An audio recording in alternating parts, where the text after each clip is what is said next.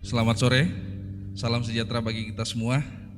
Segenap Badan Pekerja Majelis Gereja Toraja Jemaat Rantepao mengucapkan selamat datang kepada kita semua untuk melakukan ibadah pada sore hari ini. Adapun penekanan warta jemaat pada sore hari ini terdapat pada poin yang ke-17, yaitu pelayanan baptisan kudus anak dari anak kekasih Raquel Nura Sarungu, anak dari Bapak Yosua Triputra Sarungu dan Ibu Dr. Lili Nura Masudi Sombolinggi, dilaksanakan pada hari ini Minggu 27 Juni 2021 dalam kebaktian Jemaat Rantepao pukul 11 Gedung Gereja Jemaat Rantepao. Pada poin yang ke-18, pelayanan pemberkatan nikah. Yang pertama, Saudari Pendeta Masak Etung Abang STH dengan Saudara Hans Palalangan akan dilaksanakan pada hari Sabtu 3 Juli tahun 2021 pukul 9 WITA bertempat di Gedung Gereja Toraja Jemaat Rantepao, Klasis Rantepao. Resepsi dilaksanakan pada hari Sabtu tanggal 3 Juli tahun 2021 pukul 12 WITA sampai selesai di Gedung Gereja Toraja, Gedung Toraja Hiltra Hotel, Jalan Pramuka nomor 70 Rantepao. Kedua mempelai dan keluarga mengharapkan kehadiran kita Jemaat Rantepao dalam berbagi sukacita bersama mempelai dan mohon maaf yang tidak dapat mengunjungi Bapak Ibu saudara-saudari satu persatu. Ini merupakan petamba malik bagi segenap warga Jemaat Rantepao untuk menghadiri resepsi pernikahan. Bersumanga Puang Pasakeki Solanasang. Yang kedua, Saudara Yohanes Eskom dengan Saudari Indriati Nona Moling AM Kep akan dilaksanakan pada Selasa 6 Juli tahun 2021 pukul 9 di Gedung Gereja Kibait Marinding, Lembang Marinding, dan resepsi pernikahan dilaksanakan pada hari Selasa pukul 12 WITA di rumah kediaman mempelai perempuan di Lembang Marinding RT Pak Baka Kecamatan Mengkendek. Pada poin yang ke-19, berita duka cita. Telah meninggal Ibu Marta Pare Membalik, nenek dari Saudara Lian M. Betoni atau tante dari Bapak Bambang Membalik pada hari Sabtu 19 Juli tahun 2021 di Rumah Sakit Guru Belopa. Ibadah pemakaman dilaksanakan pada hari Selasa 29 Juni 2021. Majelis Gereja dan warga Jemaat Rantepao menyatakan rasa duka yang dalam, kiranya Tuhan tetap memberikan kekuatan dan penghiburan kepada segenap keluarga yang berduka. Pada poin yang ke-20, kebaktian penghiburan. Kebaktian penghiburan dalam rangka pemakaman almarhumah Clarissa Taruktiku, cucu dari Bapak Timotius Malino, di kelompok pelayanan 3 dilaksanakan pada hari Minggu 27 Juni pukul 18.30 WITA, dan pada hari Senin tanggal 28 Juni tahun 2021 pukul 8 pagi doa pemberkatan jenazah ke Karua. Majelis Gereja dan warga Jemaat Rantepao menyatakan rasa duka yang dalam, kiranya Tuhan tetap memberikan kekuatan dan penghiburan kepada segenap keluarga yang berduka. Pada poin yang ke-21, pelayanan sakramen perjamuan kudus dilaksanakan pada hari Minggu 4 Juli tahun 2021 pukul 6, pukul 9, pukul 11, pukul 4 sore dan 6 sore di Gedung Gereja Jemaat Rantepao. Diharapkan kepada warga jemaat mempersiapkan diri menerima pelayanan ini. Demikian juga pelayanan perjamuan kudus ke rumah bagi orang yang tidak mampu ke gereja. Harap dipersiapkan oleh majelis gereja urusan diakonia masing-masing dan diharapkan majelis gereja kelompok mendampingi pelayan. Mohon dukungan doa warga Jemaat Rantepao. Pada poin yang ke-23, sehubungan dengan diadakannya kegiatan rohani KMKO Mesin Fakultas Teknik Universitas Hasanuddin, yaitu Mechanical Retreat yang ke-25, maka panitia pelaksana mengadakan pencarian dana di Jemaat Rantepao yang direncanakan pada hari ini Minggu 27 Juni tahun 2021 dalam bentuk aksi kue dalam setiap jam kebaktian hari Minggu. Atas partisipasi Bapak Ibu saudara-saudari diucapkan terima kasih. Kemudian pada poin yang ke-25 dari Satgas COVID-19 Gereja Toraja Jemaat Rantepao, mengingat semakin meningkatnya kasus COVID-19 dalam seminggu terakhir ini, maka diharapkan kepada majelis gereja yang bertugas dalam setiap jam ibadah untuk memantau anggota jemaat agar tetap mematuhi protokol kesehatan sebagai berikut: melakukan 3M, yaitu wajib menggunakan masker, mencuci tangan, dan dalam setiap ibadah harus menjaga jarak minimal 1 meter. Pundi persembahan tidak perlu dipegang oleh peserta ibadah, hanya dipegang oleh majelis gereja. Ruangan ibadah hanya diisi 50% dari kapasitas ruangan. Paduan suara dan vokal grup ditiadakan untuk sementara dalam setiap ibadah, baik di gereja maupun ibadah insidentil. Dihimbau untuk setiap ibadah rumah tangga maupun ibadah insidentil agar menyiapkan konsumsi jika ada dikemas dalam bentuk kotak. Kemudian tambahan warta jemaat, ibadah PPGT kelompok pelayanan 7 dilaksanakan pada hari Jumat 2 Juli tahun 2021 pukul 17 WITA di rumah saudara Rindo CS, pelayanan saudara Paul Cakra, liturgis saudari Pratiwi Asulo. Diharapkan kehadiran anggota PPGT kelompok pelayanan 7. Tuhan memberkati. Demikian penekanan warta jemaat kita pada sore hari ini. Selamat beribadah, Tuhan Yesus memberkati.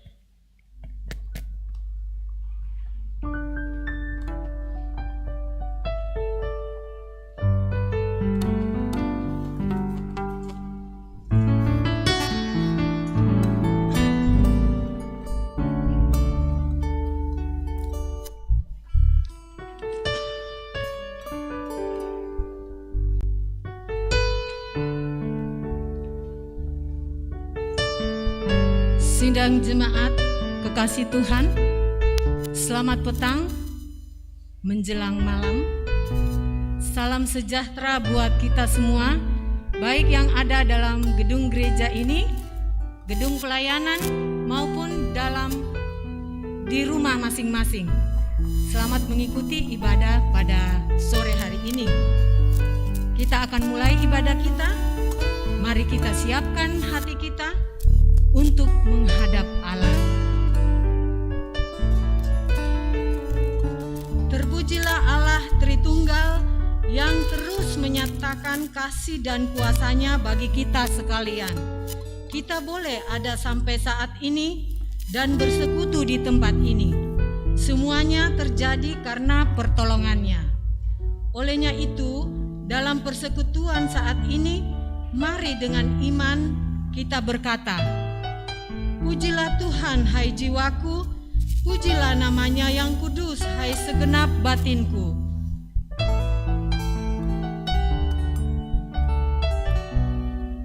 Pujilah Tuhan, hai jiwaku, pujilah namanya yang kudus, hai segenap batinku.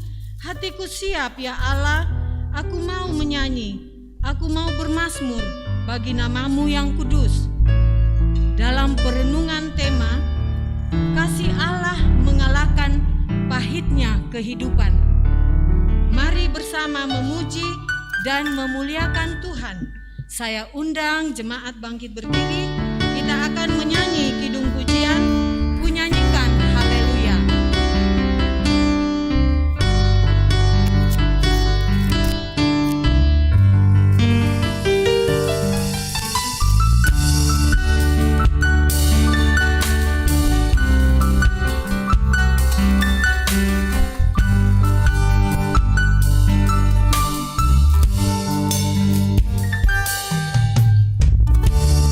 Bapakku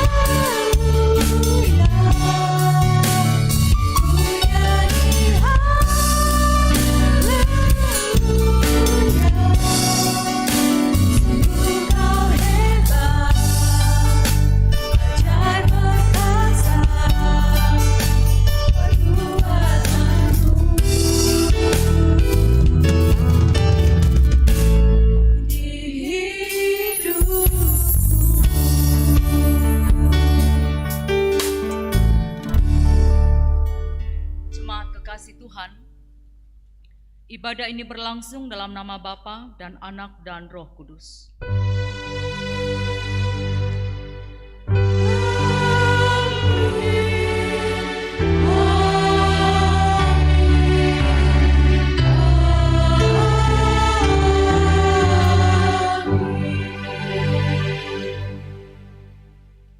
Salam dari semua orang kudus kepada kamu. Kasih karunia Tuhan menuntun dalam ibadah ini. Salam bagimu juga. Silahkan duduk.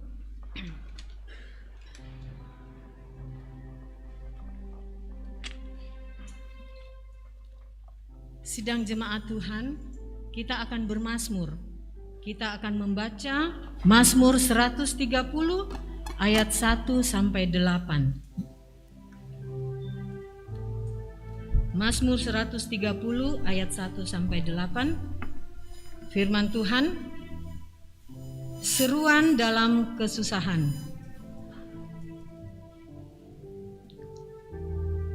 Dari jurang yang dalam aku berseru kepadamu ya Tuhan. Biarlah telingamu menaruh perhatian. Jika Engkau ya Tuhan mengingat-ingat kesalahan-kesalahan, tetapi padamu ada pengampunan, supaya Engkau ditakuti orang. Aku menanti-nantikan Tuhan, jiwaku menanti-nanti. Dan aku mengharapkan firman-Nya, Jiwaku mengharapkan Tuhan, lebih daripada pengawal mengharapkan pagi, lebih daripada pengawal mengharapkan pagi. Berharaplah kepada Tuhan, hai Israel. Sebab pada Tuhan ada kasih setia. Dialah yang akan membebaskan Israel dari segala kesalahannya. Amin.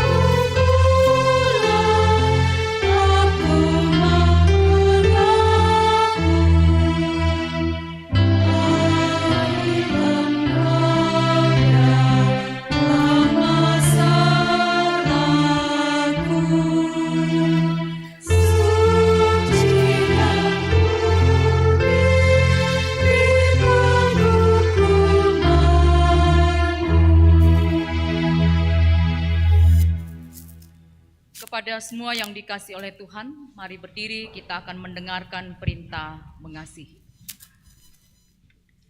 Saudara-saudaraku yang kekasih, marilah kita saling mengasihi, sebab kasih itu berasal dari Allah. Dan setiap orang yang mengasihi, lahir dari Allah dan mengenal Allah. Barang siapa tidak mengasihi, ia tidak mengenal Allah, sebab Allah adalah kasih. Amin. Silakan kembali.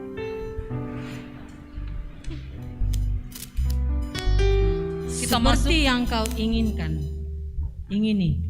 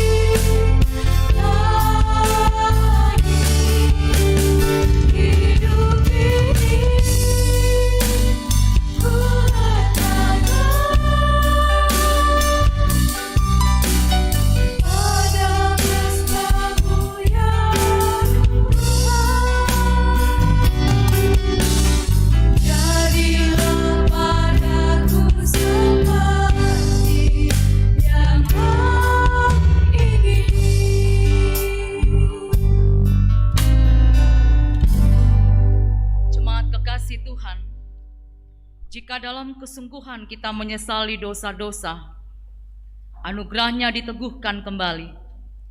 Tetapi sekarang juga demikian firman Tuhan. Berbaliklah kepadaku dengan segenap hatimu, dengan berpuasa, dengan menangis, dan dengan mengadu. Koyakkanlah hatimu dan jangan pakaianmu. Berbaliklah kepada Tuhan Allahmu, sebab Ia pengasih dan penyayang, panjang sabar dan berlimpah kasih setia, dan Ia menyesal karena hukumannya. Amin. Sidang jemaat Tuhan, kita akan memberikan persembahan kita yang kita sudah siapkan dari rumah kita masing-masing, dan dengarkanlah firman Tuhan dalam memberikan persembahan.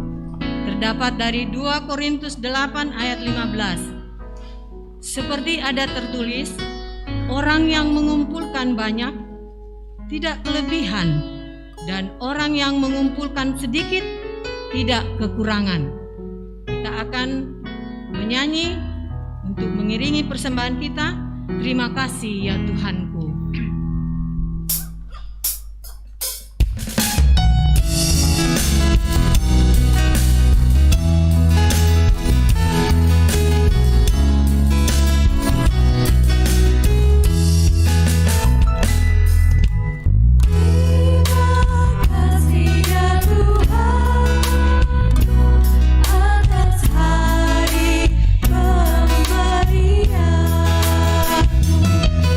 Hari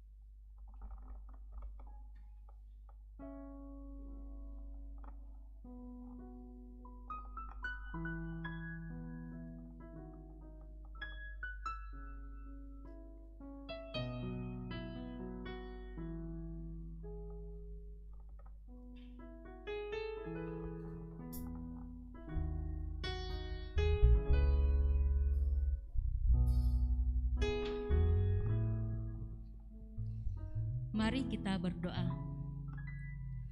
Terima kasih ya Tuhan atas berkat-Mu yang senantiasa Engkau curahkan di dalam hidup dan kehidupan kami. Di hadapan-Mu telah berdiri hamba-hamba-Mu yang mewakili jemaat yang beribadah pada saat ini, membawa persembahan syukur kami ke hadapan hadirat-Mu. Berkatilah persembahan ini ya Bapa, agar dapat berguna bagi pelayanan di jemaat Rantepau ini maupun di luar jemaat yang membutuhkan, dan yang masih ada pada masing-masing kami ya Tuhan. Berkatilah agar kami dapat mempergunakannya seturut dengan kehendak-Mu. Ini persembahan kami ya Bapa, kami bawa di dalam Kristus Yesus, Sang Pemberi berkat kepada kami. Amin.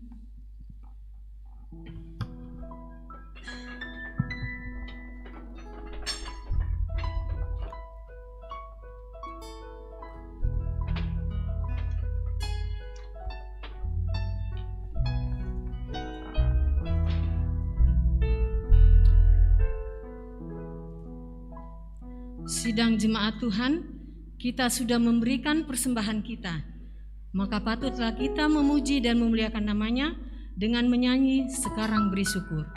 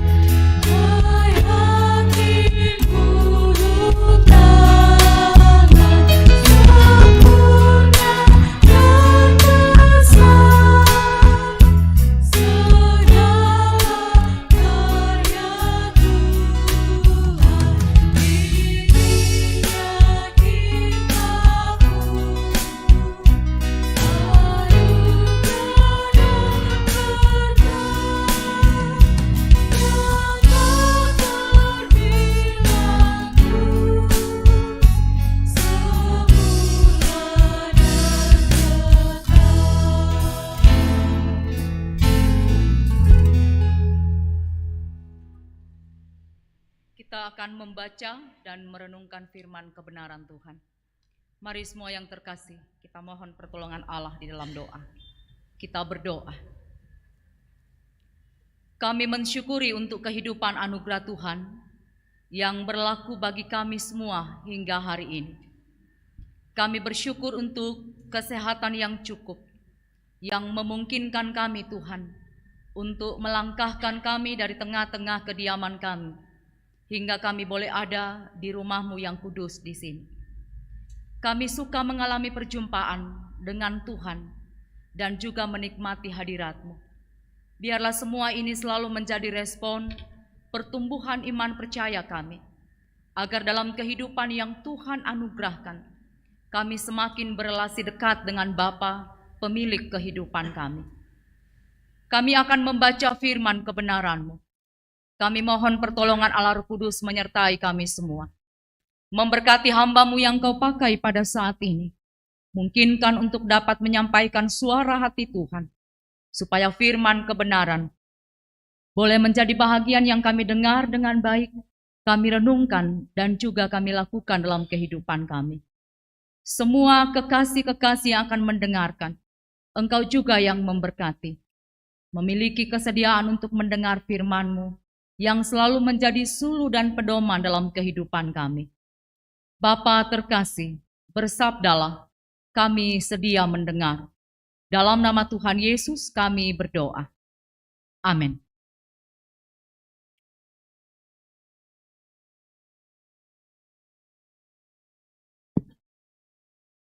Pembacaan pertama dari 2 Samuel 1 ayat 17 sampai ayatnya yang ke-27. 2 Samuel 1 ayat 17 sampai ayatnya yang ke-27. Firman Tuhan. Ratapan Daud karena Saul dan Yonatan. Daud menyanyikan nyanyian ratapan ini karena Saul dan Yonatan anaknya. Dan ia memberi perintah untuk mengajarkan nyanyian ini kepada Bani Yehuda. Itu ada tertulis dalam kitab orang jujur. Kepermayanmu, hai Israel, mati terbunuh di bukit-bukitmu. Betapa gugur para pahlawan. Janganlah kabarkan itu di Gad. Janganlah beritakan itu di lorong-lorong Askelon, supaya jangan bersukacita anak-anak perempuan orang Filistin, supaya jangan beria-ria anak-anak perempuan orang-orang yang tidak bersunat. Hai gunung-gunung di Gilboa, jangan ada embun, jangan ada hujan di atas kamu, hai padang-padang pembawa kematian. Sebab di sanalah perisai para pahlawan dilumuri, perisai Saul yang tidak diurapi dengan minyak. Tanpa darah orang-orang yang mati terbunuh, dan tanpa lemak para pahlawan, panah Yonatan tidak pernah berpaling pulang, dan pedang Saul tidak kembali dengan hampa. Saul dan Yonatan, orang-orang yang dicintai dan yang ramah, dalam hidup dan matinya tidak terpisah. Mereka lebih cepat dari burung rajawali, mereka lebih kuat dari singa. Hai anak-anak perempuan Israel, menangislah karena Saul, yang mendandani kamu dengan pakaian mewah dari kain kirmisi, yang menyematkan perhiasan emas pada pakaianmu. Betapa gugur para pahlawan di tengah-tengah pertempuran. Yonatan mati terbunuh di bukit-bukitmu. Merasa susah aku karena engkau, saudaraku Yonatan. Engkau sangat ramah kepadaku. Bagiku cintamu lebih ajaib daripada cinta perempuan. Betapa gugur para pahlawan dan musnah senjata-senjata perang. Demikian firman Tuhan. Firman Tuhan yang kedua terambil dari 2 Korintus 8 ayat 7 sampai 15. 2 Korintus 8 ayat 7 sampai 15. Firman Tuhan, pelayanan kasih. Maka sekarang sama seperti kamu kaya dalam segala sesuatu, dalam iman, dalam perkataan, dalam pengetahuan, dalam kesungguhan untuk membantu, dan dalam kasihmu terhadap kami. Demikianlah juga hendaknya kamu kaya dalam pelayanan kasih ini. Aku mengatakan hal itu bukan sebagai perintah, melainkan dengan menunjukkan usaha orang-orang lain untuk membantu. Aku mau menguji keikhlasan kasih kamu, karena kamu telah mengenal kasih karunia Tuhan kita Yesus Kristus, bahwa Ia yang oleh karena kamu menjadi miskin, sekalipun Ia kaya, supaya kamu menjadi kaya oleh karena kemiskinannya. Inilah pendapatku tentang hal itu, yang mungkin berfaedah bagimu. Memang sudah sejak tahun yang lalu kamu mulai melaksanakannya, dan mengambil keputusan untuk menyelesaikan juga. Maka sekarang selesaikan jugalah pelaksanaannya itu. Hendaklah pelaksanaannya sepadan dengan kerelaanmu, dan lakukanlah itu dengan apa yang ada padamu. Sebab jika kamu rela untuk memberi, maka pemberianmu akan diterima. Kalau pemberianmu itu berdasarkan apa yang ada padamu, bukan berdasarkan apa yang tidak ada padamu. Sebab kamu dibebani bukan supaya orang-orang lain mendapat keringanan, tetapi supaya ada keseimbangan. Maka hendaklah sekarang ini kelebihan kamu mencukupkan kekurangan mereka, agar kelebihan mereka kemudian mencukupkan kekurangan kamu, supaya ada keseimbangan. Seperti ada tertulis, orang yang mengumpulkan banyak tidak kelebihan, dan orang yang mengumpulkan sedikit tidak kekurangan. Demikian firman Tuhan. Haleluya.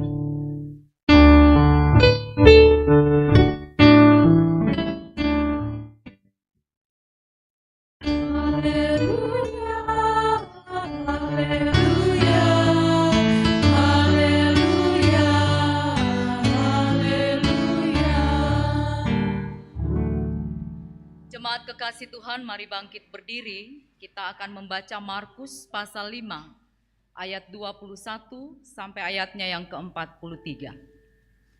Injil Markus pasal 5, ayat 21 sampai ayat yang ke-43. Firman Tuhan, Yesus membangkitkan anak Yairus dan menyembuhkan seorang perempuan yang sakit pendarahan. Sesudah Yesus menyeberang lagi dengan perahu, orang banyak berbondong-bondong datang lalu mengerumuni dia, sedang ia berada di tepi danau. Datanglah seorang kepala rumah ibadat yang namanya Yairus. Ketika ia melihat Yesus, tersungkurlah ia di depan kakinya dan memohon dengan sangat kepadanya, "Anakku perempuan sedang sakit, hampir mati. Datanglah kiranya dan letakkanlah tanganmu atasnya, supaya ia selamat dan tetap hidup." Lalu pergilah Yesus dengan orang itu. Orang banyak berbondong-bondong mengikuti dia dan berdesak-desakan di dekatnya. Adalah di situ seorang perempuan yang sudah 12 tahun lamanya menderita pendarahan.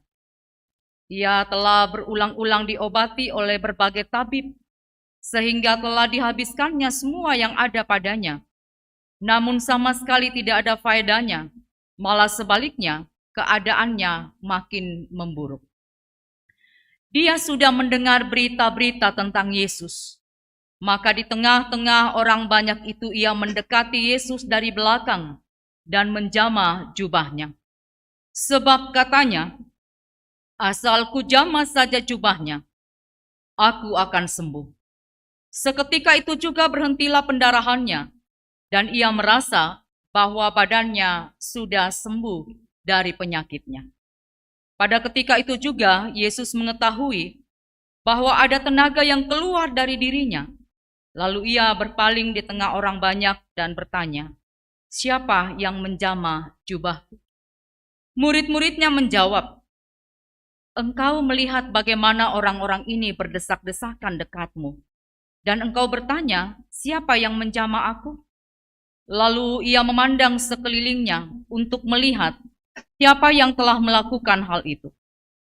Perempuan itu yang menjadi takut dan gemetar ketika mengetahui apa yang telah terjadi atas dirinya, tampil dan tersungkur di depan Yesus dan dengan tulus memberitahukan segala sesuatu kepadanya. Maka katanya kepada perempuan itu, "Hai anakku, imanmu telah menyelamatkan engkau. Pergilah dengan selamat dan sembuhlah dari penyakitmu." Ketika Yesus masih berbicara, datanglah orang dari keluarga kepala rumah ibadat itu dan berkata, "Anakmu sudah mati. Apa perlunya lagi engkau menyusah-nyusahkan guru?" Tetapi Yesus tidak menghiraukan perkataan mereka dan berkata kepada kepala rumah ibadat, "Jangan takut, percaya saja." Lalu Yesus tidak memperbolehkan seorang pun ikut serta, kecuali Petrus, Yakobus, dan Yohanes saudara Yakobus. Mereka tiba di rumah kepala rumah ibadat, dan di sana dilihatnya orang-orang ribut, menangis dan meratap dengan suara nyaring. Sesudah ia masuk, ia berkata kepada orang-orang itu, "Mengapa kamu ribut dan menangis? Anak ini tidak mati, tetapi tidur." Tetapi mereka menertawakan dia. Maka diusirnya semua orang itu. Lalu dibawanya ayah dan ibu anak itu, dan mereka yang bersama-sama dengan dia masuk ke kamar anak itu.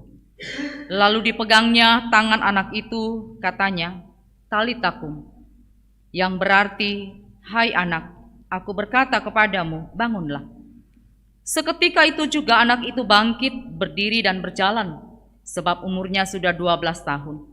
Semua orang yang hadir sangat takjub. Dengan sangat ia berpesan kepada mereka, supaya jangan seorang pun mengetahui hal itu.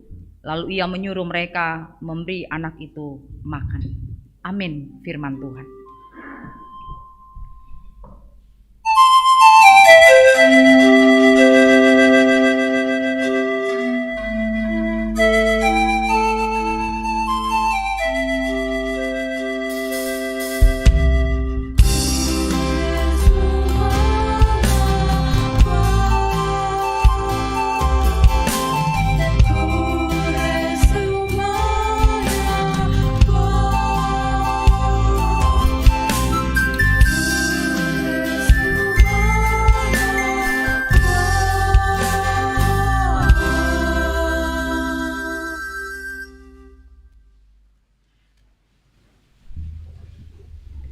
Jemaat yang dikasihi oleh Tuhan, sejenak kita akan merenungkan firman kebenaran dengan satu tema, kasih Allah mengalahkan pahitnya kehidupan. Kasih Allah mengalahkan pahitnya kehidupan. Kalau kita mau berbicara tentang pahitnya kehidupan, sesungguhnya kalau kita mau jujur, tidak ada kita yang suka membicarakannya. Kalau boleh dia tetap rapat tersimpan untuk konsumsi pribadi kita saja. Coba lihat kalau ada kemudian orang yang kita tahu memiliki beban yang sangat berat. Acap kali kita mau memberi bahagian supaya bebannya menjadi ringan dengan memberi kepedulian. Menanyakan atau berbagai hal yang kita kemudian wujud nyatakan bahwa kita berempati untuk pergumulan yang ia hadapi. Tetapi tidak semudah itu orang kemudian akan membuka beban-beban kehidupannya. Karena itu, jemaat yang dikasihi oleh Tuhan, ada begitu banyak masalah yang kita hadapi, pergumulan yang kita hadapi, tidak kemudian selesai dalam kehidupan kita. Lalu kalau itu menjadi bahagian yang lama kita gumuli, yang sewaktu-waktu muncul, lalu mengganggu tindakan pikiran, emosi-emosi kita, itu yang selalu menjadi akar yang pahit. Lalu kita menyebutnya kepahitan kehidupan. Karena itu poin yang pertama sesungguhnya, apapun bentuk pergumulan yang kita alami, tantangan yang kita alami, satu persatu kita harus selesaikan. Jangan ditumpuk dalam kehidupan kita. Karena ketika kita menumpuknya, kita memikulnya semakin berat dalam kehidupan ini. Dan kalau semakin berat tak terselesaikan, acap kali kita menemukan orang menjadi depresi, orang menjadi stres, orang menjadi nekat melakukan tindakan-tindakan untuk kemudian mewujudkan perasaan emosi di dalam dirinya yang tidak terkendalikan. Jadi, ketika kita berbicara tentang pahitnya kehidupan, sekali lagi, apapun bentuknya, kita harus selesai dengan beban-beban itu, supaya ketika kita melangkah dalam kehidupan anugerah Tuhan, dalam sisa hidup yang Tuhan berikan, kita jauh kemudian menjadi lebih tenang. Nah, jemaat yang dikasihi oleh Tuhan, selalu banyak bentuk yang terlahir dari apa yang kita katakan pahitnya hidup, tantangan hidup. Kalau biasa-biasa saja mungkin kita belum mengatakannya itu pahit. Tetapi kalau sedemikian berat dan seakan tidak terselesaikan ketika kita menaikkan doa-doa kita, otakku ama tuh dede mapari liu te katuan. Sudah sedemikian diserukan tapi dia belum pergi dari kehidupan. Orang yang menaruh pengharapan kepada Allah di dalam Yesus Kristus, tentu selalu diserukan ia tidak akan hilang pengharapan, tetapi ia akan hidup dalam lingkup kekuatan kasih Allah. Nah, saat ini kita akan belajar tentang satu pribadi, seorang yang bernama Daud. Kepahitan yang pertama ia alami dalam satu relasi dengan Saul, itu dalam perikop pembacaan sebelum bahagian ratapan, ketika ia sungguh meratap akan kematian Saul dan Yonatan. Ada kepahitan kehidupan yang ia alami oleh karena Saul sangat memusuhinya. Berakar dari sebuah kejadian ketika mereka pulang dari sebuah peperangan, perempuan-perempuan mengangkat pujian. Kalimat yang dikeluarkan, Saul mengalahkan musuh beribu-ribu, tetapi Daud berlaksa-laksa. Hal ini yang kemudian menjadi akar pahit bagi Saul. Seluruh kebaikan-kebaikan yang pernah dilakukan Daud terlupakan. Ia menjadi iri, ia menjadi benci, ia tidak bisa mengelola kemarahannya, kecemburuannya dan iri hatinya. Lalu memuncak bahwa ia harus membunuh Daud. Dan itu yang menjadi awal mula kepahitan yang dialami oleh Daud. Ia benar-benar dikejar oleh Saul untuk dibunuhnya.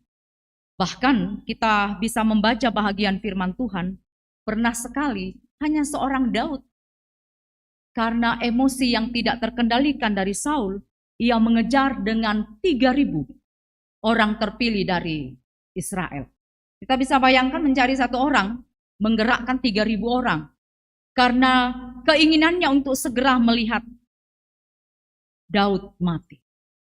Namun jemaat yang dikasih oleh Tuhan, kalau kembali kita mengingat bagaimana Daud dipilih oleh Allah, tidak oleh karena melihat tampilannya, tetapi karena hatinya, mengertilah kita mengapa sedemikian kuat kekuatan Daud untuk mengalahkan akar pahit, kepahitan kehidupannya yang ditimbulkan oleh Saul. Tidak sedikit pun ia mendendam, tidak sedikit pun ia kemudian menaruh untuk juga membalas perbuatan daripada Saul. Tetapi ia mendapur semua apa yang diterimanya itu dengan kekuatan kasih.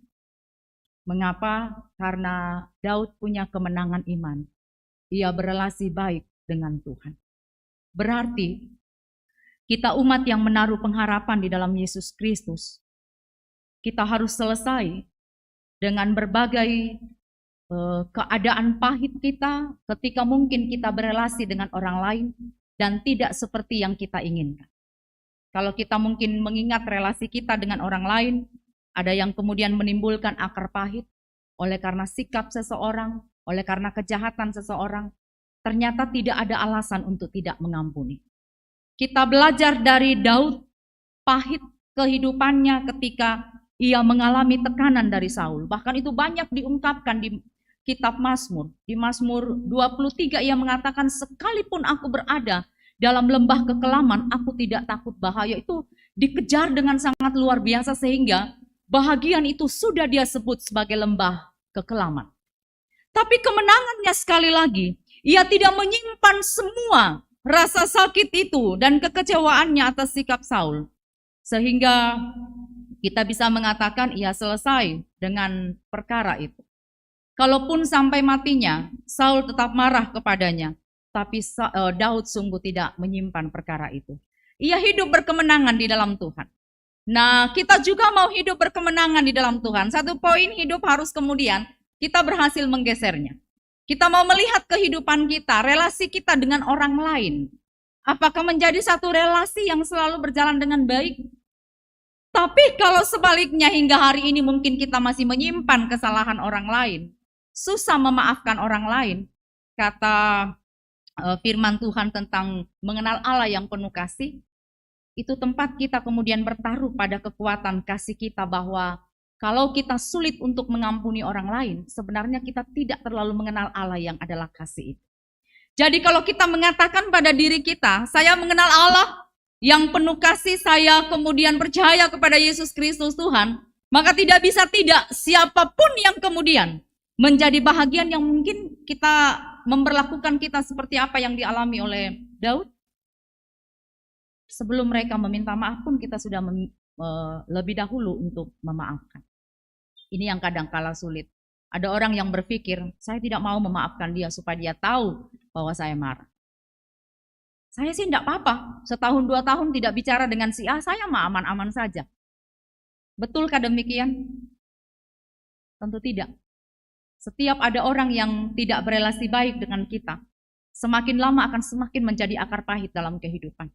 Itulah mengapa Tuhan katakan, jangan simpan amarahmu sebelum matahari terbenam. Sebab ia tahu ketika anak-anaknya menyimpan amarahnya apapun bentuknya, itu membawa ia sukar untuk mengalami damai sejahtera di dalam kehidupan.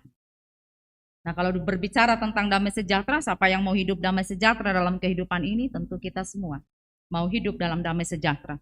Damai sejahtera tentu tidak selalu diukur dengan berbagai hal yang kita miliki. Tapi damai sejahtera selalu bersumber dari hati kita. Sehebat apa kita mampu mengendalikan seluruh kekuatan-kekuatan yang ada dalam diri kita, termasuk mengendalikan dengan baik hal-hal negatif yang seringkali muncul dalam kehidupan kita. Kita belajar dari Daud. Daud berhasil untuk itu karena ia bergaul akrab dengan Tuhan. Kita juga bisa berhasil seperti itu karena setiap hari kita berjuang untuk bergaul akrab dengan Tuhan. Nah, jemaat yang dikasih oleh Tuhan, bahagian kedua kalau kita membaca 2 Samuel, ratapan Daud karena Saul dan Yonatan yang meninggal. Acap kali kalau kita melihat orang yang meratap, umumnya terjadi ketika orang itu sangat mengasihi dia yang meninggal. Ya, jadi kita kemudian melihat orang itu meratap karena relasi kasih. Tapi sangat ajaib bagi Daud. Sekalipun ia tahu bahwa Saul banyak merancang hal yang buruk tentang dirinya, ia tetap kemudian dipulihkan dengan keadaan itu. Lalu ia sungguh merasakan kehilangan yang teramat sangat ketika Saul dan Yonatan meninggal. Kita kemudian berpikir dalam pahitnya hidup karena ditinggal oleh orang yang kita kasihi, apa yang harus kita lakukan? Itu kalau kita kemudian mau melihat bagaimana Saul, bagaimana Daud dalam ratapannya. Bagaimana kita menjalani kehidupan untuk pahitnya hidup ketika ada kekasih hati yang meninggal, kurang lebih seperti itu. Yang pertama dilakukan oleh Daud, ia meratap di depan Tuhan. Ia meratap di depan Tuhan, ia datang kepada Tuhan. Itu satu yang mesti harus kita kejar dalam kehidupan kita dan kita lakukan ketika kita berada dalam tekanan kehidupan atas kehilangan orang-orang yang kita kasihi. Mengapa kita meratapnya kepada Tuhan? Mengapa kita datangnya kepada Tuhan? Sebab kita percaya semua yang terjadi dalam kehidupan kita dikendalikan oleh Tuhan. Bukan dikendalikan oleh tenaga kita, oleh kemampuan kita, oleh kehebatan kita. Semua dikendalikan oleh Tuhan. Karena itu kepada Dia kita selalu datang memperhadapkan kehidupan ini. Kepada Dia kita datang meratap dan menyampaikan seluruh keluh kesah kita. Sebab kita percaya Dia merancang kehidupan yang terbaik untuk kita. Nah, ini tidak mudah menjadi sesuatu yang dilakukan. Sebab acap kali kita berpikir hidup mati itu di tangan Tuhan. Dan kalau secara tiba-tiba Ia menampakkan sesuatu ini dalam kehidupan kita, umumnya kita menjadi bahagian yang berontak. Siapa sih yang suka terpisah dengan orang yang dikasihi? Dan acap kali peristiwa itu menjadi sesuatu yang mengejutkan dalam kehidupan. Tetapi tidak bisa. Apapun yang kemudian terpikirkan oleh kita, ratapan apapun yang terpikirkan oleh kita, cepat atau lambat kita harus tetap melihat bahwa yang memampukan kita, yang menopang kita dalam perkara itu hanyalah Tuhan. Jadi langkah hebat pertama dalam kepahitan kehidupan oleh karena ditinggal yang kita kasihi, datanglah kepada Tuhan, merataplah kepada Tuhan. Bahagian yang kedua yang dilakukan oleh Daud, ia berbicara perkara yang baik tentang yang telah meninggal. Ia berbicara tentang hal yang baik tentang dia yang meninggal. Kalau kita baca dari ayat-ayat dari 2 Samuel tadi, ada 4 pengakuan daripada Saul. Ini satu perkara yang hebat, bahwa ia masih dengan penuh kekuatannya mengungkapkan hal-hal yang baik dari orang yang sangat tidak mengasihinya. Ia berkata di ayat 19, lihatlah kepermayanmu Israel. Kalau dibaca dalam kamus bahasa Indonesia, dia artinya elok dan indah. Saul masih dipandangnya sebagai seorang yang elok dan indah. Dia tidak menyapanya sebagai seorang yang jahat atau seorang yang telah merancang hal buruk kepadanya. Berarti ia memampukan memandang Saul dari bingkai yang lain, bukan bingkai kemarahan, tetapi bingkai kasih, karena ia percaya akan kekuatan kasih Allah dalam kehidupannya. Di ayat 23, dia berhadapan dengan kemarahan-kemarahan Saul selama ini, tapi ia membicarakan tentang kebaikannya, bahwa ia adalah orang yang ramah dan dicintai. Di ayat berikutnya ia kemudian mengatakan, Saul adalah seorang raja seperti burung raja wali dan kuat seperti singa. Kekuatannya pernah ia pakai untuk kemudian mengejar Saul dengan 3.000 prajurit. Tetapi ia memberi pujian bahwa waktu-waktu sebelumnya Saul pernah memperlihatkan kekuatannya. Daud bahkan mengatakan bahwa Saul adalah pahlawan. Jadi kemenangan daripada Daud untuk kembali bisa membicarakan hal-hal yang baik tentang yang meninggal Saul dan Yonatan, itu karena dia memandang permusuhan itu dalam satu bingkai kasih yang baik. Nah, ini bahagian kedua yang akan menjadi hal yang kita bawa pulang dari tengah-tengah kehidupan kita, bahwa kita harus memandang banyak perkara dalam bingkai kasih Allah. Cara pandang kehidupan orang Kristen. Tidak suka balas dendam. tidak suka merancang yang buruk sekalipun orang lain telah memikirkan hal buruk tentang dirinya dan keluarganya. Ia berjuang untuk terus bijaksana, sebab ia mau menjalani sisa hidup yang Tuhan berikan dengan tenang. Bahagian yang ketiga, ketika kemudian kita mengalami kepahitan kehidupan seperti ratapan yang disampaikan oleh Daud, terimalah perasaan sedih itu. Ini yang banyak acap kali kita tidak selesai dengan pergumulan kehidupan karena ditinggal kekasih hati kita. Saya ketika berhubungan dengan psikolog, mereka katakan, ibu belum selesai dengan duka cita yang ibu jalani. Itu panjang, 5 tahun dan saya tidak selesai. Tapi ternyata saya harus berjuang untuk itu. Saya mulai membaca banyak buku tentang bahagian-bahagian ini, supaya saya bisa memenangkan satu kehidupan, dipulihkan, dan saya bisa menjalani kehidupan anugerah Tuhan dengan penuh damai sejahtera. Ibu bapak jemaat yang dikasih oleh Tuhan dimanapun berada juga demikian.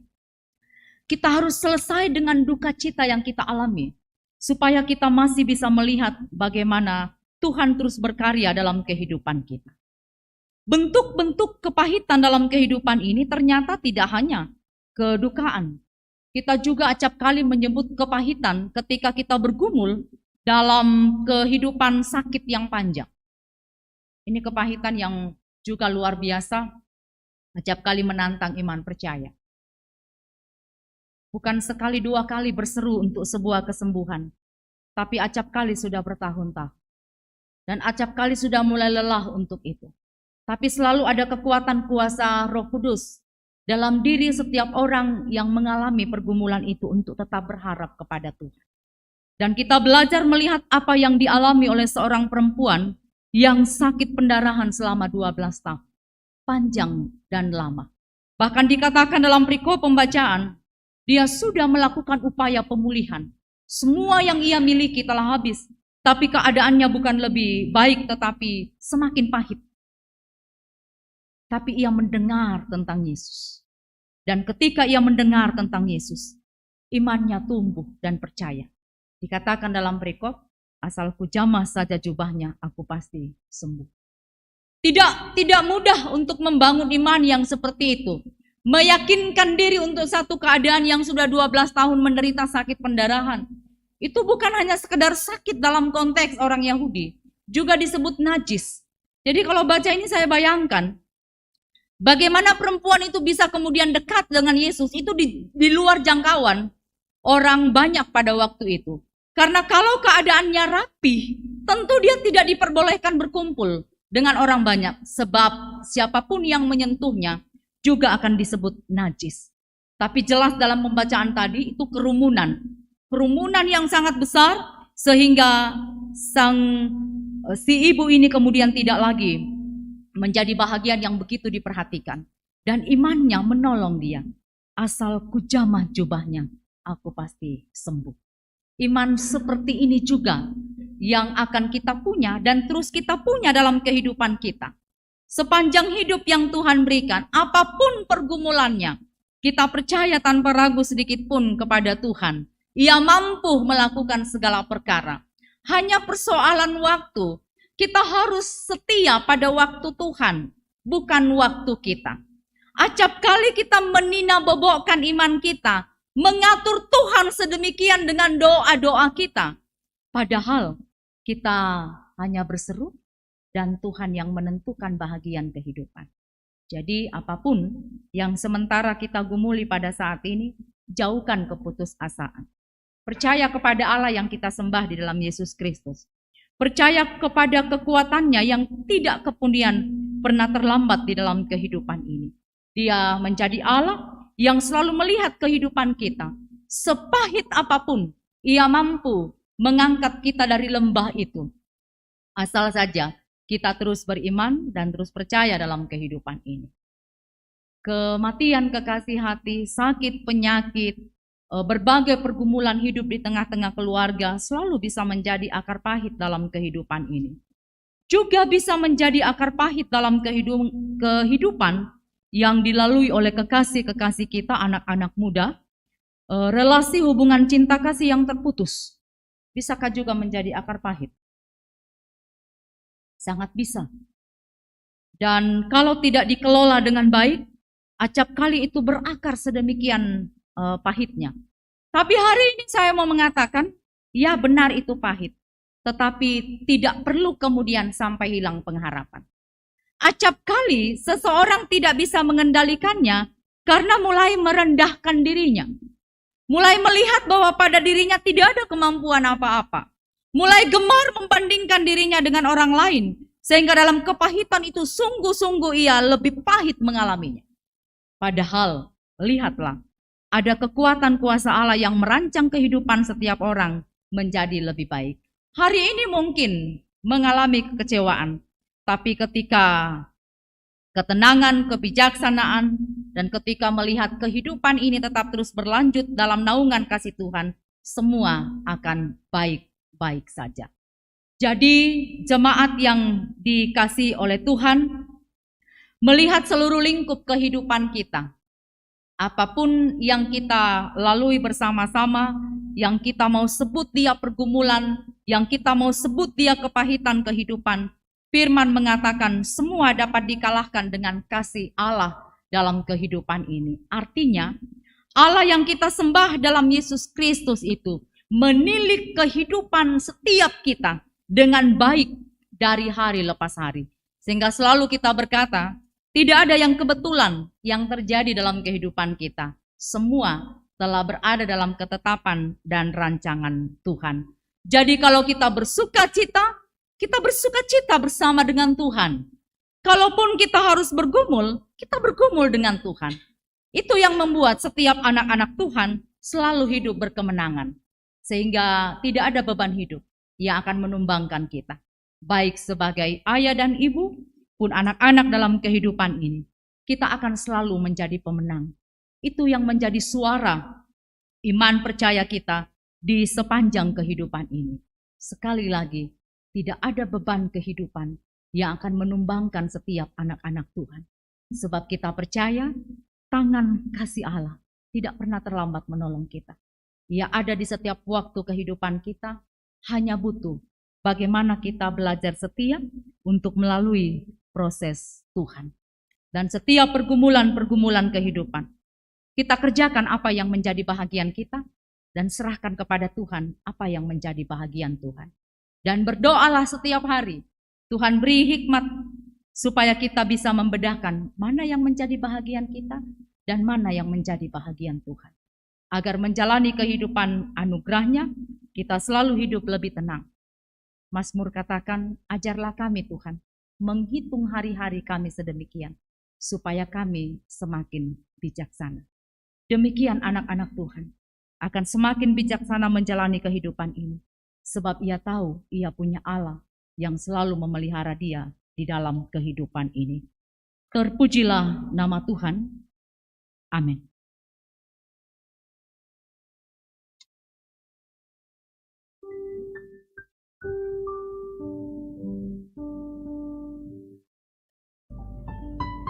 Jemaat yang dikasihi oleh Tuhan, mari kita tunduk sejenak dalam waktu teduh.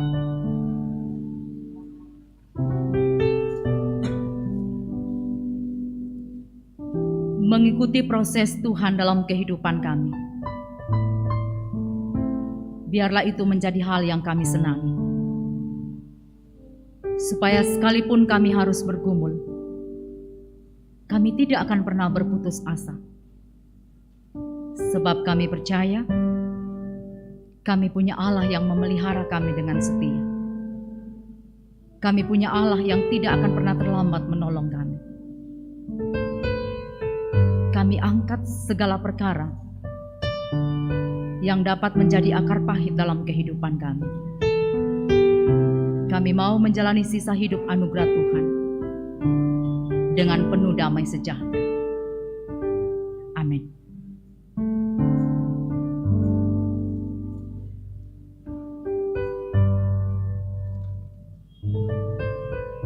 Jemaat kekasih Tuhan, kita akan satu di dalam doa syafaat. Saya mempersiapkan waktu bagi jemaat untuk berdoa secara pribadi. Mari kita berdoa. Di dalam kerendahan hati dan rasa hormat kami kepadamu Tuhan, kami menghampiri hadirat-Mu. Sebagai orang tua, sebagai anak-anak, kami datang menyerahkan kehidupan kami. Kami bersyukur untuk firman yang sudah kami dengar. Bapa menyempurnakannya dalam kehidupan kami. Supaya sedemikian kami yakin pemeliharaan Tuhan yang tak berkesudahan bagi kami. Pulihkan kami Tuhan dari berbagai kepahitan kehidupan. Ajari kami untuk terus berharap kepada Tuhan, sehingga apapun yang kami gumuli hingga pada hari ini tidak akan pernah menumbangkan kami, tidak akan pernah menghilangkan pengharapan kami. Tapi kami akan selalu hidup dalam pemeliharaan Tuhan, mengecap dan merasakan kasih setia Tuhan. Biarlah penyembahan kami pada malam hari ini Tuhan menjadi kemuliaan bagi nama Tuhan. Terus menumbuhkan iman percaya kami, dan kami terus akan hidup seturut dengan kehendak Tuhan. Bapa kekasih, sejenak kami akan berdoa secara pribadi, menyampaikan permohonan-permohonan kami kepada Bapa dalam kehidupan yang kami lalui.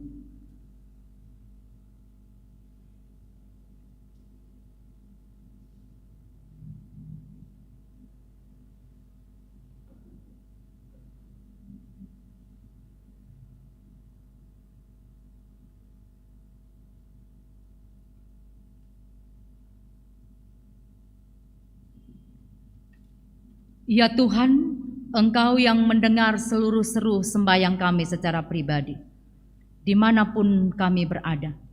Kami menyerukan karena kami sungguh percaya kepadamu, bahwa membawa setiap harapan, setiap pergumulan ke dalam tangan kasih Tuhan, akan menjadi ketenangan tersendiri bagi kehidupan kami. Dan segala perkara Tuhan, kami serahkan hanya ke dalam tangan kasih Tuhan. Kami berdoa untuk seluruh bentuk pelayanan yang dilalui oleh jemaat Tuhan di Rantai Pau di sini. Tuhan berkati, supaya kiranya seluruh bentuk pelayanan yang ada akan menjadi kemuliaan bagi nama Tuhan, akan membawa bahagian jemaat-Mu bertumbuh di dalam iman, dan kami semua akan terus merasakan kasih dan setia Tuhan. Kami berdoa untuk kekasih-kekasih kami yang dalam perawatan di rumah sakit dan juga di tengah-tengah kehidupan keluarga. Kami berdoa untuk Bapak Samuel Dedi Rantai Pasang di Makassar. Kami berdoa untuk Bapak Siku di rumah. Kami berdoa untuk Mama Erlin. Kami berdoa untuk anak Winnie yang dirawat di Rumah Sakit Akademis Makassar. Dan juga kami berdoa untuk anak Tiur yang sakit di Semarang. Hadirlah Engkau Tuhan berkuasa atas semua yang kami kasihi, supaya mereka terus melihat kemuliaan Tuhan. Pulihkan menurut cara Tuhan sendiri, dan biarlah pengharapan terus ada dalam kehidupan semua yang kami kasihi. Kami percaya Tuhan tidak akan pernah terlambat menolong. Kami berdoa untuk semua kekasih-kekasih yang boleh berulang tahun sepanjang minggu ini. Ada 49 kekasih yang berulang tahun.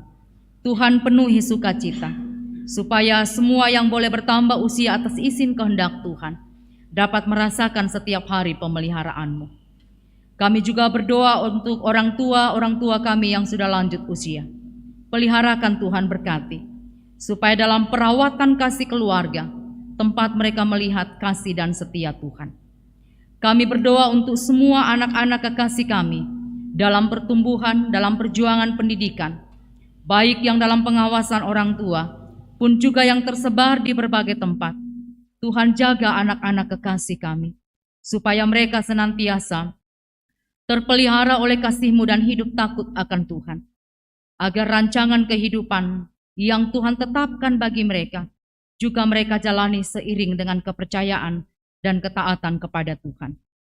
Berkati seluruh kehidupan keluarga-keluarga jemaat-Mu, dalam berbagai cara mencari nafkah Tuhan berkati, supaya dari semua upaya yang ada, berkat-berkat Tuhan mengalir dalam kehidupan tiap keluarga. Kami berdoa kepadamu ya Tuhan, untuk rencana pemberkatan nikah yang terkasih Ibu Pendeta Masak Etung Abang dengan Bapak Hans Palalangan. juga Saudara Yohanes dengan Indriati. Tuhan berkati pemberkatan nikah ini, yang jika Tuhan berkenan akan dilaksanakan pada tanggal 3 Juli. Tuhan yang menopang dengan cara Tuhan sendiri, supaya semua boleh berjalan dengan baik. Ya Tuhan, kami berdoa untuk kekasih-kekasih kami yang berada dalam kedukaan. Kami berdoa untuk keluarga almarhumah Marta Pare. Kami berdoa untuk keluarga almarhumah Clarissa.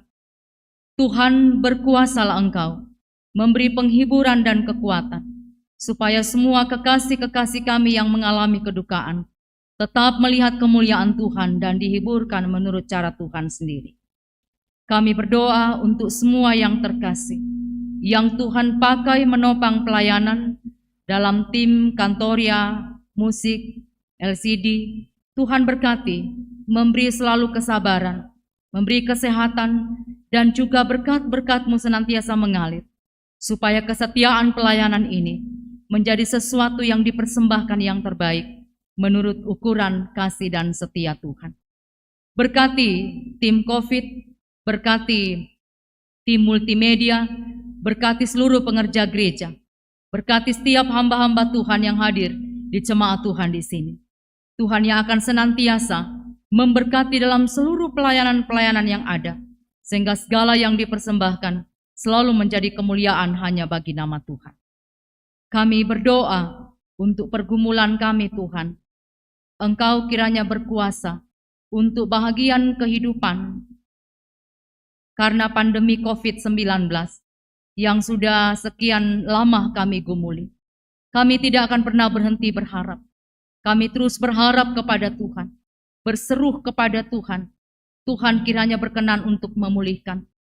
Dan kalaupun kami masih harus menjalani, beri kami hikmat, beri kami kebijaksanaan, supaya kami dapat sungguh mengikuti protokol kesehatan, merespon dengan baik setiap anjuran pemerintah, agar bahagian ini nampak bahwa kami saling menopang, mendoakan dalam satu tindakan yang baik. Berkati pemerintah kami Tuhan, dalam berbagai upaya yang sementara dilakukan. Berkati juga tempat-tempat daerah-daerah yang sungguh mewabah akan keadaan ini. Engkau yang memberkati dokter, para medis, Engkau memberkati relawan, juga Tuhan yang menguatkan setiap yang dirawat, supaya mereka dapat memiliki kesabaran, dan Tuhan hiburkan yang harus kehilangan kekasih-kekasih hati. Seluruhnya dan seutuhnya kami persembahkan hanya ke dalam tangan kasih Tuhan. Tuhan yang berkuasa untuk menyatakan yang terbaik. Kami mengerjakan apa yang menjadi bahagian kami, dan selebihnya Bapa yang menyatakan apa yang menjadi kehendak Bapa dalam kehidupan kami. Jika nantinya kami kembali ke tengah-tengah kehidupan kami, mohon penyertaan dan kekuatan-Mu Tuhan, supaya iman kami terus bertumbuh melihat kemuliaan Tuhan. Ampuni dosa kami, dengarkan doa kami. Kami bawa syafaat ini di dalam nama Tuhan Yesus yang mengajar kami berdoa bersama-sama. Bapa kami yang di surga, kuduskanlah nama-Mu. Datanglah kerajaan, jadilah kehendak-Mu di bumi seperti di surga. Berikanlah kami pada hari ini makanan kami yang mencukupi, dan ampunilah kami akan kesalahan kami, seperti kami juga mengampuni orang yang salah kepada kami. Dan janganlah membawa kami ke dalam pencobaan, tapi lepaskanlah kami daripada yang jahat, karena Engkau yang punya kerajaan, dan kuasa, dan kemuliaan, sampai selama-lamanya. Amin.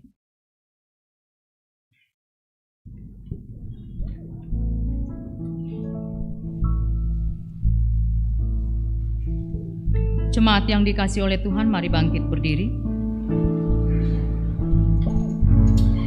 Kita bersama-sama mendengarkan petunjuk hidup baru. Karena kamu telah mengenal kasih karunia Tuhan Yesus Kristus, bahwa Ia yang oleh karena kamu menjadi miskin, sekalipun Ia kaya, supaya kamu menjadi kaya oleh karena kemiskinannya. Amin. Kita memuji Tuhan dari Kidung Pujian Ku Bersyukur Bapa.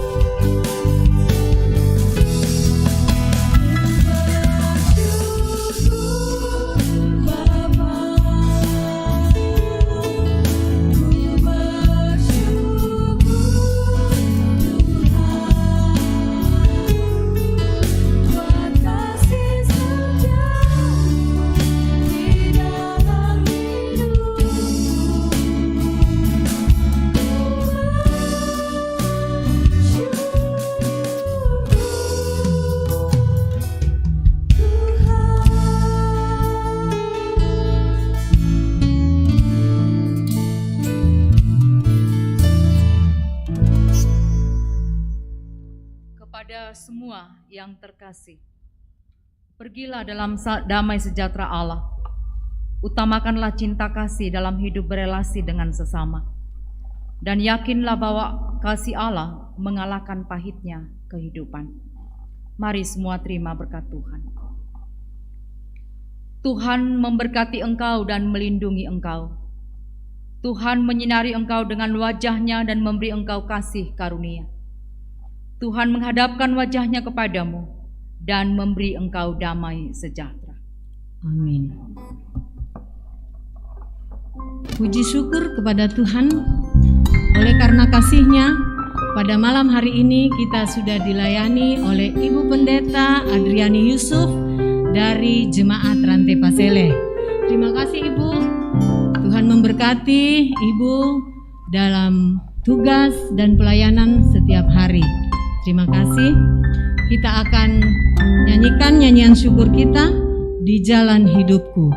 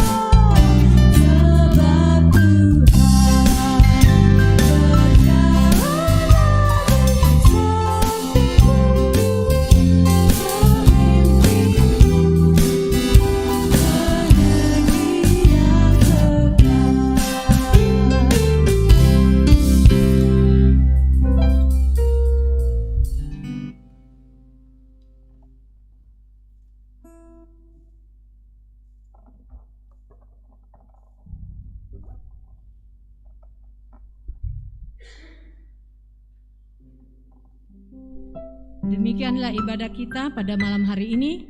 Tuhan Yesus memberkati. Salam sehat. Selamat malam.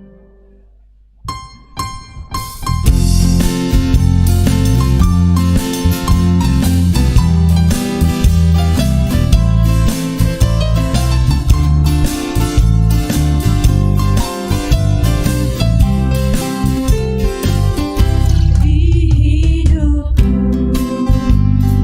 ada